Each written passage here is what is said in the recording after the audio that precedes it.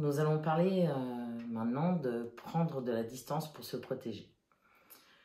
Si les émotions aujourd'hui ne sont plus tabous comme par le passé, si aujourd'hui il est communément acquis que nous avons des émotions, que ce n'est pas grave d'avoir des émotions et qu'il est important de les prendre en considération parce que c'est naturel de les ressentir, il est aussi courant aujourd'hui de vouloir apprendre à les maîtriser, à les contrôler, à gérer, à ce qu'elles ne nous envahissent pas, à ce qu'elles ne prennent pas toute la place. C'est à ce qu'on ait une distance par rapport non seulement aux choses qui nous déclenchent ces émotions, aux événements, mais aussi prendre une distance par rapport aux personnes qui nous touchent et qui nous déclenchent des émotions. L'idée est donc d'avoir un contrôle sur nos émotions, d'avoir des émotions, mais dans un niveau d'intensité faible, qui est gérable et qui est acceptable. Aujourd'hui, si on n'est pas capable d'avoir justement un contrôle sur nos émotions, on est considéré comme pathologique.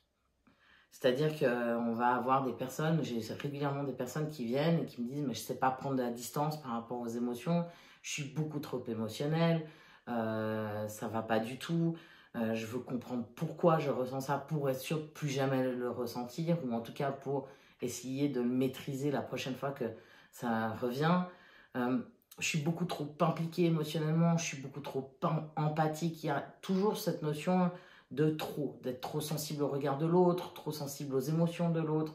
Et ça pose un problème. Et c'est dans cette démarche-là que pas mal de personnes viennent me rencontrer pour essayer de maîtriser leurs émotions et de les gérer. Ne pas avoir cette distance émotionnelle, en fait, ça va se traduire de plusieurs manières différentes. Il y a des personnes qui vont se sentir beaucoup trop touchées par les émotions de la personne en face. Ça veut dire qu'elles ont l'impression qu'elles ressentent exactement ce que la personne ressent. Ça veut dire qu'elles ont tendance à prendre sur elles la souffrance de la personne. Si je sens que quelqu'un est mal, je suis incapable d'être bien à mon tour. Je sens que la personne est triste, je vais ressentir sa tristesse. C'est comme si les émotions qu'elle ressent m'appartiennent. C'est comme si je ressentais les mêmes émotions qu'elle. Et du coup, je vais tout faire pour l'aider, pour aider cette personne-là. Je vais tout faire pour essayer de l'accompagner ou de trouver des solutions pour elle, pour qu'elle souffre moins. Parce que si elle souffre moins, moi je souffre moins, moi je vais mieux.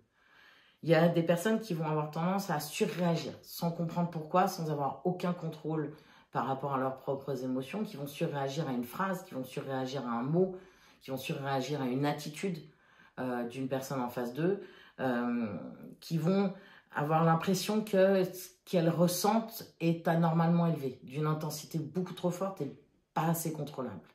Ça va être le cas par exemple dans une réunion de travail ou face à un collègue et pourtant ils savent exactement comment le collègue fonctionne, comment il parle, comment il agit, c'est plus fort qu'eux, ils vont surréagir dès que le collègue va avoir une attitude qui leur déclenche des émotions. Et l'idée, c'est d'avoir ce contrôle-là pour ne plus surréagir à ce qui se passe autour d'eux. Il va y avoir aussi des personnes qui ont tendance à détester l'injustice. Si quelque chose d'injuste arrive à quelqu'un qu'ils aiment, à quelqu'un qu'ils apprécient, à quelqu'un qu'ils respectent, ils vont tout faire pour régler l'injustice, quitte à se mettre eux-mêmes dans des problèmes qui ne leur appartiennent pas, mais c'est comme si ils devaient régler le problème de la personne pour ne plus ressentir cette injustice-là. Donc, il y a vraiment cette manière, en fait, de ne pas avoir de distance avec les émotions de l'autre, avec les problèmes de l'autre, avec la souffrance de l'autre, comme si ça nous déclenchait la même souffrance à nous, les mêmes problèmes à nous, comme si les problèmes de la personne nous appartenaient. Le souci, c'est que souvent, en fait, à force de vouloir absolument protéger les autres et s'occuper des autres et essayer de gérer les émotions des autres, en fait, ça nous retombe régulièrement dessus et on n'est souvent pas bien. Et à force de faire ça, on va avoir, à force de prendre tout sur nous comme si ça nous appartenait, ces personnes-là vont se sentir épuisées, fatiguées, lessivées. Il y a trop, je prends trop sur moi, je ressens tout, puissance 1000, comme si tout était exacerbé. Et comme si justement cette protection, cette non-distance les mettait dans un mal-être ou dans une souffrance ils savent très bien que ça ne leur appartient pas intellectuellement, mais pour autant ça les envahit et ça prend toute la place comme si c'était eux-mêmes qui souffraient de ce qui se passe chez l'autre.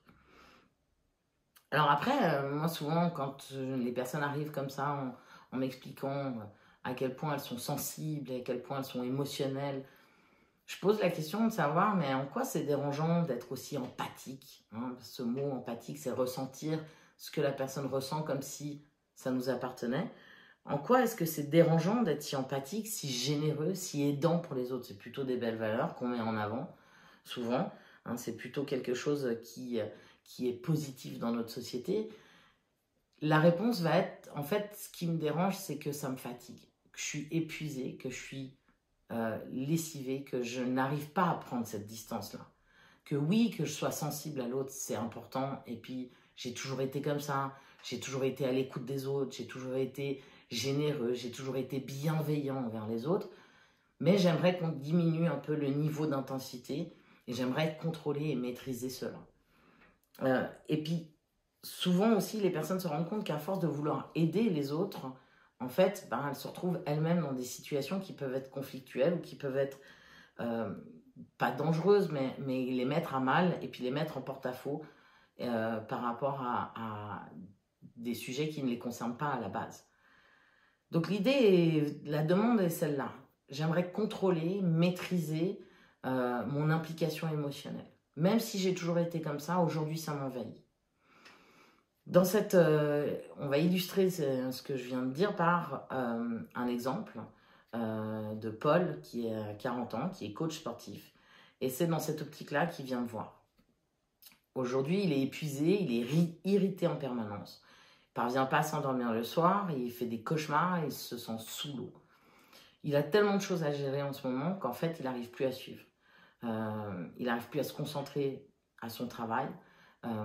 C'est quelqu'un de très sportif, qui est passionné par le sport et qui a laissé tomber son activité sportive individuelle pour se consacrer au coaching des autres parce qu'il n'a pas le temps et il n'a pas d'énergie. C'est un papa qui a 3 enfants et même si sa femme est mère au foyer et donc elle est présente pour ses enfants, eh ben, il va jongler, il dit je jongle entre mes enfants, mes clients, mes amis, ma famille et en définitive, ben, j'ai l'impression qu'en fait je veux tellement tout faire et je suis tellement touchée par tout et par tout le monde que ben, j'ai plus d'énergie pour moi, j'ai plus d'énergie physique et psychique. Sa femme, elle est mère au foyer, mais pour autant, il va tous les jours chercher ses enfants à midi. Tous les soirs, il est là à la sortie d'école. Et quand je lui demande, mais je comprends pas pourquoi est-ce que vous faites ça, étant donné que votre femme est là et puis qu'elle a l'opportunité de pouvoir justement s'occuper des enfants pendant que vous êtes en dehors de la maison, il m'explique qu'en fait, ses enfants, dès qu'il part, dès qu'il n'est pas là, ils vont pleurer, l'appeler, vous demandez à leur mère d'appeler leur père, c'est des petits enfants, et que lui, il ne supporte pas les savoirs tristes, les savoirs pas bien, et donc il va tout faire pour éviter cette situation-là, parce que ses enfants n'arrivent pas à gérer le fait qu'ils soient absents. Donc il se met la pression pour pouvoir répondre à leur tristesse, éviter qu'ils soient tristes, et du coup être présent pour éviter que ses enfants soient tristes. Il me parle de son papa et je lui demande mais qu'est-ce qui se passe avec votre père en ce moment. Donc son papa il a des problèmes de santé. Donc il faut savoir que Paul a 5 frères et sœurs, donc ils sont 6 dans la famille. Et son papa a des problèmes de santé en ce moment. Et Paul m'explique qu'en fait, c'est le seul des 6 frères et sœurs qui est présent pour son père. Que les autres frères et sœurs viennent une fois de temps en temps le voir à l'hôpital, mais qu'il ne s'en occupe pas vraiment, que ça fait énormément souffrir son père, qu'il ne le dit pas forcément, mais qui se sent vraiment... Paul ressent que son père n'est pas bien par rapport à ça. Et du coup, même s'il a essayé de demander aux frères et sœurs d'être plus présents, de l'aider à justement faire les allers-retours à l'hôpital, de l'aider à l'accompagner dans cette maladie qu'il a en ce moment. Même si il a demandé ça à ses frères et sœurs lui ont dit oui, on va faire, puis en fait ils font pas. Ils sont en retard au rendez-vous, ou alors simplement ils viennent pas. Et comme il sent que son père souffre et a mal par rapport à ça, lui il surcompense l'absence de ses frères et sœurs, et du coup, il est tout le temps en train de tout faire pour son père, pour lui éviter d'avoir mal, de voir que ses autres enfants ne sont pas là. Est-ce qu'il a toujours été comme ça? Quel était son rapport avec ses parents? Quel était son rôle dans la fratrie? On a toujours tendance à se définir un rôle, ou à ce qu'on nous mette un rôle dessus dans la famille. Et en fait, Paul m'explique que ça a toujours été sa mission, que ses parents avaient peu d'argent, qu'ils vivaient dans une précarité, et que Paul, depuis tout petit, s'est mis pour mission de rendre heureux ses parents, de ne pas prendre trop de place, d'être toujours dans la joie, de manière à surtout pas poser de soucis à ses parents. C'est lui qui aidait sa maman, c'est lui qui aidait son papa, même s'il n'est pas le plus grand. C'est lui qui aidait aussi à s'occuper des frères et sœurs, des plus grands comme des plus petits. Donc il s'est toujours mis cette mission de devoir aider ses parents, de devoir justement les faire sourire et les alléger leur situation personnelle, parce que ça le faisait trop souffrir de voir que ses parents n'étaient pas heureux et n'étaient pas bien. Quand je lui demande, mais pourquoi est-ce qu'il fait tout ça? Enfin, est-ce que... Il me dit clairement, je supporte pas de voir quelqu'un triste, je suis triste pour la personne, ça me fait trop mal de voir quelqu'un que j'aime qui n'est pas bien, et c'est comme si c'était insupportable pour moi de rester en face de quelqu'un, de savoir qu'elle est triste, et de ne pas tout faire pour l'aider. C'est égoïste, c'est pas dans mes valeurs de juste regarder quelqu'un qui va pas bien et de ne rien ressentir et de la laisser se débrouiller. C'est ok, c'est bien, bravo. Je pense que les 3/4 des gens lui diraient, bah, franchement, t'es champion du monde, vraiment c'est chouette tout ce que tu fais pour les autres. Ça va pas être mon discours, ce qui va un petit peu perturber Paul, c'est que moi, l'idée c'est qu'on se ramène à son corps. Je dis ok, bravo, c'est très bien d'un point de vue intellectuel, d'un point de vue sociétal, c'est très bien pour les autres, bravo. Mais vous, votre corps, qu'est-ce que votre corps vous dit? Qu'est-ce que votre corps est en train de vous envoyer comme signaux? Vous êtes fatigué tout le temps, vous êtes irrité en permanence, vous n'arrivez plus à dormir, vous n'arrivez plus à vous concentrer, vous avez des douleurs physiques et musculaires qui apparaissent, même si vous êtes coach sportif, je veux bien entendre, mais avant qu'il y ait une certaine période, vous arriviez très bien physiquement à gérer, puis là, d'un seul coup, vous avez des douleurs physiques. Donc, votre corps, il n'a pas l'air de vous dire bravo, en tout cas. Votre corps, il n'a pas l'air de vous dire que super, c'est la bonne solution, et que vous êtes en train de vous respecter, et que vous êtes en train de vous faire du bien. Donc, il va peut-être falloir commencer à essayer d'écouter votre corps. Et puis, peut-être essayer de voir qu'est-ce que votre corps essaie de vous dire. Il y a deux manières de voir le corps. Soit on part du principe où c'est pas de bol, et puis c'est pas de chance, et puis que les symptômes qu'on a, on n'y est pour rien, puis que c'est surtout pas un message, ou alors il faut se battre contre les symptômes. Soit on peut partir du principe, et c'est plutôt là-dessus qu'on va dans l'approche Hoge à l'envers de l'ego, de partir du principe où notre corps c'est notre meilleur ami, et que si on a des symptômes physiques, c'est que notre corps est en train de nous expliquer qu'on n'est pas tout à fait dans le juste par rapport à nous-mêmes. Et que c'est peut-être un message qui dit attention, là tu es en train de te perdre, attention, là tu es en train de faire quelque chose de faux. Soit tu n'es plus dans le moment présent, donc tu es dans le futur, les peurs, les angoisses, les appréhensions, ou tu es dans le passé, les regrets, les culpabilités, les remords. Soit tu n'es pas en contact avec tes émotions, tu t'empêches de reconnaître, de ressentir et d'exprimer tes émotions de joie, de colère, de tristesse. Soit tu es coupé de toi, de la personne que tu es, et tu es complètement focalisé dans le je dois, il faut, ou sur les autres. Alors moi j'ai ça en tête, mais la première étape pour pouvoir justement que Paul découvre un petit peu cette autre manière de faire, ça va être de lui apprendre à éteindre le mental, à porter son attention à une partie de son corps physique et ou une partie de son corps sensoriel 1000 fois par jour, de manière à ce qu'il réalise tension, détente.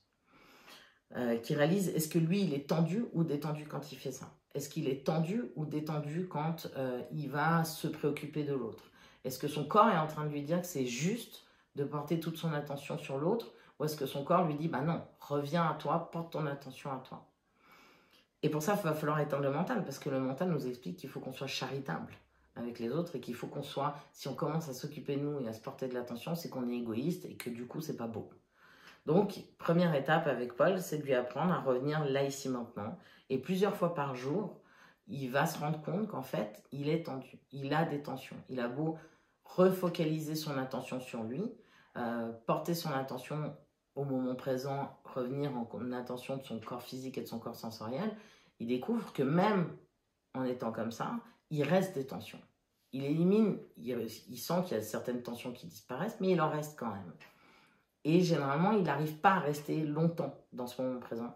Il va très vite avoir tendance à repartir dans son mental, et le mental va reprendre le volant de sa vie et va reprendre un peu le contrôle. Ok, donc la deuxième étape, si dans le moment présent, il continue d'être tendu, il va falloir qu'il se pose la question de savoir qu'est-ce qu'il ressent. Qu'est-ce qu'il ressent lui comme émotion?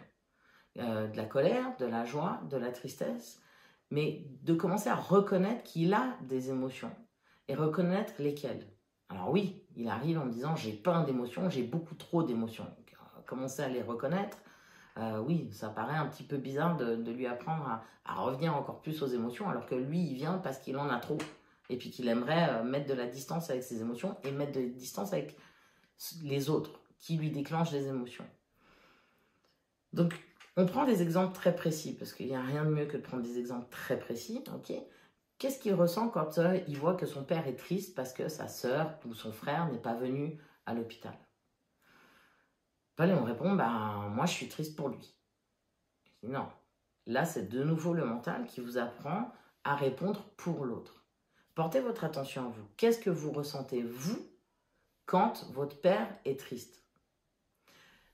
Et là, Paul se rend compte qu'en fait, en revenant là, ici maintenant, en éteignant son mental, que c'est peut-être pas forcément de la tristesse pour l'autre, mais que lui, il est en colère.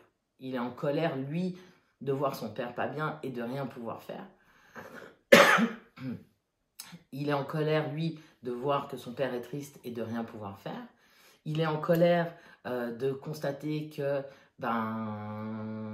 il est seul à vivre cette situation et que ses frères et sœurs ne sont pas là non plus pour lui, pour l'aider.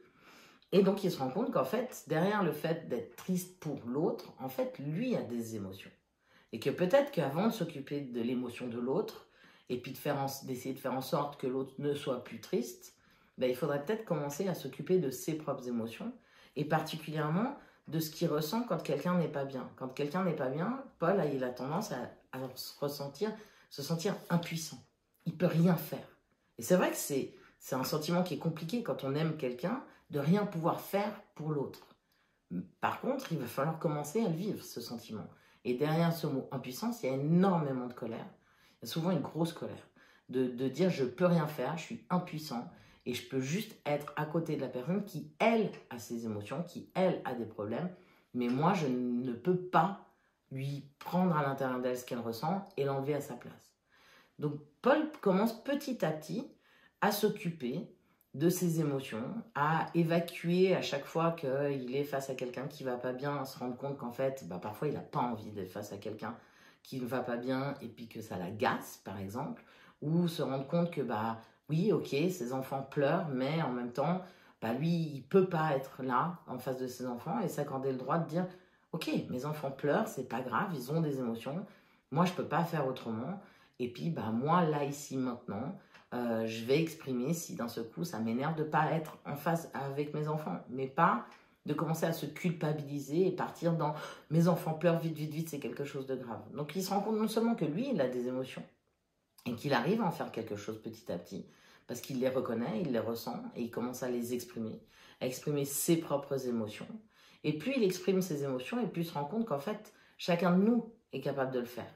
Et que c'est à chacun de nous de s'occuper de nos propres émotions. Et que la personne en face, quelque part, c'est aussi à elle de s'occuper de ce qu'elle ressent.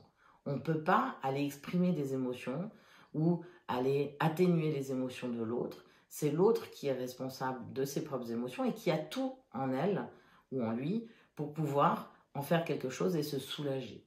Donc, Paul commence en fait à se rendre compte qu'il n'est pas forcément égoïste en faisant ça, mais que plus il va s'occuper de lui, plus il va s'occuper de ce qu'il ressent, plus il va récupérer de l'énergie, de l'envie, de la détente, et plus quelque part, il va être dans un véritable accompagnement de la personne en face de qui il est. C'est-à-dire qu'il est présent, plein d'amour, plein d'attention, mais il a ses limites et il ne va pas pouvoir faire les choses à la place de la personne.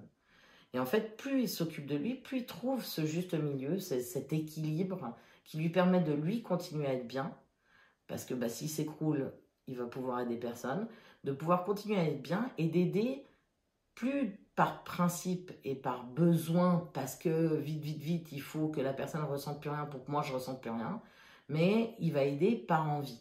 Il va aider quand il en a envie, juste d'un endroit à un autre et pas plus loin, parce que plus loin, il ne peut pas. Et il accepte aussi de ne pas pouvoir soigner la personne à sa place ou aider la personne à sa place. Et il va quelque part redistribuer un peu les responsabilités entre les uns et les autres. Ça lui permet de se retrouver au centre, de retrouver aussi ses envies, de retrouver la personne qu'il est, et du coup de se rendre compte qu'en fait, s'occuper de soi, c'est pas être égoïste. C'est justement en s'occupant de nous que l'on va pouvoir être détendu et qu'on va pouvoir être en ouverture à l'autre et dans une relation de respect et de juste distance émotionnelle par rapport à la personne. Donc c'est vraiment important pour retrouver notre équilibre en fait. Quelque part, on n'a pas grand chose à faire pour trouver sa distance émotionnelle avec l'autre, si ce n'est de s'occuper de soi. Il n'y a pas d'autre chose à faire. S'occuper de soi, ça veut dire éteindre le mental, sortir de ces je dois, il faut absolument être bienveillant, à l'écoute de l'autre, en attention de l'autre, et commencer à commencer à s'apporter ce qu'on veut apporter aux autres, se l'apporter à soi-même. Donc ça veut dire éteindre son mental, porter notre attention à notre corps physique, porter notre attention à notre corps sensoriel, pour pouvoir justement retrouver nos émotions, nos véritables émotions, les émotions que l'on ressent vraiment, qui sont celles qui nous appartiennent et celles desquelles on peut s'occuper concrètement en justement les reconnaissant, les ressentant et les exprimant, les libérant, pour nous faire du bien. Une fois qu'on a libéré nos émotions, c'est beaucoup plus facile justement de retrouver nos envies et de connaître nos limites, de poser aussi nos limites, pas forcément les dire, mais simplement les connaître déjà, et de pouvoir prendre soin de nous. Puis en plus, on risque de retrouver un peu notre créativité, ce qui peut nous permettre aussi de trouver des solutions à des problèmes sans se triturer, et puis d'être plus créatif dans la présence que l'on a pour les autres. Donc cette distance-là, elle est naturellement là, à condition que nous, on ne soit pas à distance de nos émotions et que nous, au contraire, on puisse les évacuer. Merci beaucoup.